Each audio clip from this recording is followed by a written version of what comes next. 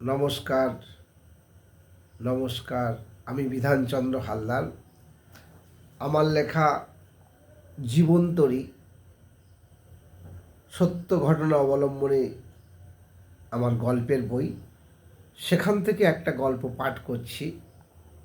পাঠ করবার আগে যে কথাটা না বললেই নয়, যে আজকের বর্তমানে আমরা ভেবে থাকি ছোট ছোট শিশুরা তারা কিছুই বোঝে না, তারা কিন্তু আমাদের থেকে বেশি বোঝে।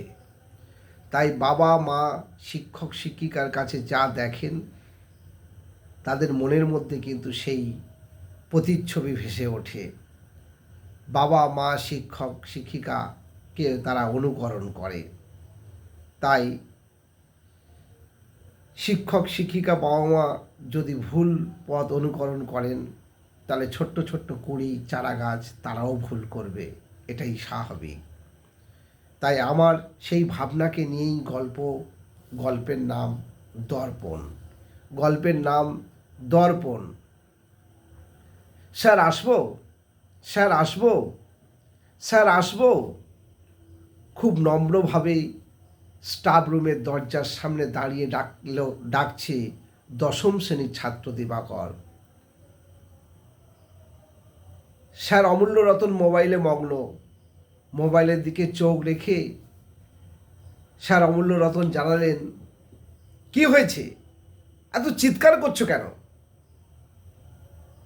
স্যার, ক্লাসে প্রচুর গন্ডগোল হচ্ছে। হচ্ছে তো তোর কি? এমন মার মারবো না, স্টাফ রুম পর্যন্ত আসার জীবনের মতো ঘুচিয়ে দেব। দিবাকর মাথা নিচু করে চলে গেল ক্লাসে। 10:50 ক্লাস শুরু, কিন্তু স্যার অমূল্য রতন ক্লাসে গেলেন 11:15 এবং ক্লাসে গিয়ে দিবাকরকে প্রথমেই বোর্ডে অঙ্ক করতে ডাকলো। না পারার জন্য তাকে রাম পেদানি পেদালো। হুঙ্কার ছাড়তে ছাড়তে স্যার বললেন, নবাব সেজে তো আমাকে ডাকতে গেলে নবাবী সাজ পেটের মধ্যে ঢুকিয়ে দেব।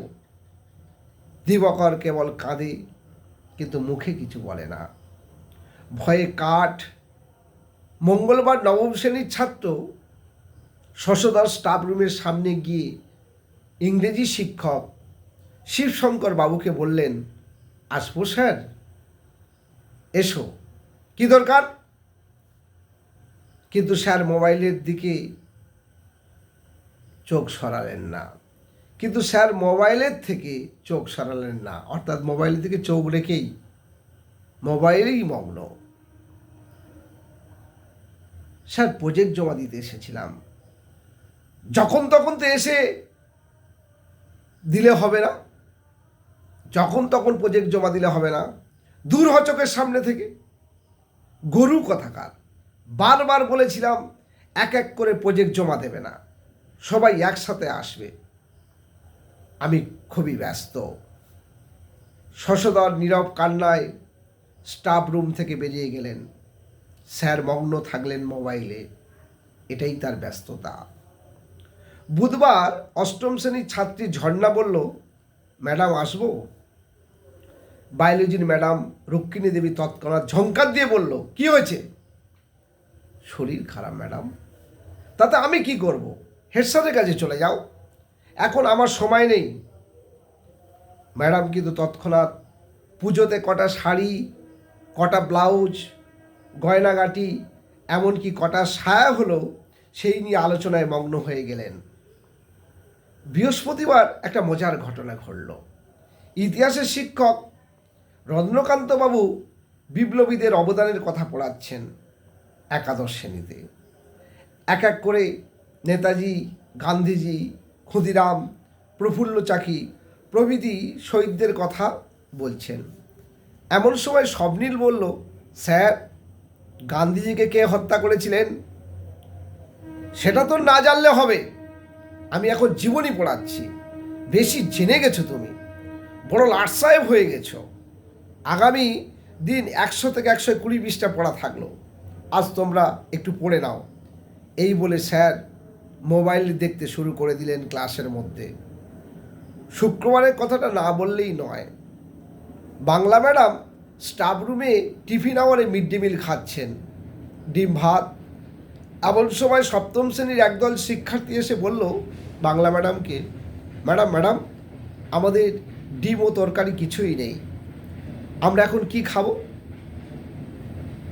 ম্যাডাম বললেন, তোমরা আমার মাথা খাও, তোমাদের কম পড়েছে আমি কি করব? স্টাফ রুম জুড়ে শিক্ষক শিক্ষিকার জন্য মিড ডে মিলের ডিম ও ভাতের ছড়াছড়ি। মজলিস করে খেয়ে চলেছেন, আবার কেউ কেউ খাচ্ছেন এবং রাতের জন্য টিফিন কৌটোতে ভরছেন। ভেবেছিলাম শনিবারের কথাটি বলবো না, না বললেই নয়, তাই বললাম। ফিলোজফি পড়াচ্ছেন দ্বাদশ শ্রেণীর স্যার ব্রহ্মকুমার। আজকের যে পড়াতে চলেছি, সত্য মিথ্যা কীভাবে নিরূপণ করবে সেটাই পড়াবো। দু এক কথা বলতে না বলতেই বারবার ঘড়ির দিকে তাকাচ্ছেন স্যার ব্রহ্মকুমার। সেই সময় আকাশ বলল, স্যার বারবার ঘড়ি দেখছেন কেন? স্যার বললেন, আজ শনিবার, 1:05 ট্রেন ধরতে হবে, নইলে বাড়ি পৌঁছাতে পারবো না। শুধু একটা সপ্তাহ নয়, 365 দিন এই রকম পরিক্রম গতি চলতে থাকে। কত শত দিবাকর আকাশে জ্বলতে চেয়েছিল, কত শত শশধর জ্যোৎস্নার আলোয় ভাসতে চেয়েছিল, কত শত ঝর্ণাধারায় ধৌত হতে চেয়েছিল, কত শত স্বপ্নীল ঘাড় উঁচু করে স্বপ্ন দেখতে চেয়েছিল, কত শত আকাশে ডানা মিলতে চেয়েছিল। কিন্তু অকালে কত শত কুড়ি শুকিয়ে গেল, ঝরে গেল মাটিতে। দর্পণ যা পায় তাই ফেরত দেয়, দর্পণ যা পায় তাই ফেরত দেয়। আমি স্বপ্নদ্বীপ, আমি স্বপ্ন ফেরি করি। মালি যদি ঠিক না হয়, চারা গাছের দুঃখ কষ্ট না বোঝে, তাহলে বুঝবেটাকে? দর্পণের আবর্তন গতি, পরিক্রম গতি চলতে থাকে। দর্পণ যা পায় তাই ফেরত দেয়। আমাদের দর্পণ কি কখনো নির্বল হবে না? আমার এই গল্পটি যখন আকাশ বাতাস নদ নদী খাল বিলকে শোনালাম, তারাও তৎক্ষণাৎ সঙ্গে সঙ্গে একই সুরে বলল, আমাদের স্কুলেও সেম ঘটনা ঘটে, দর্পণে দোষ দিয়ে কী লাভ বলো?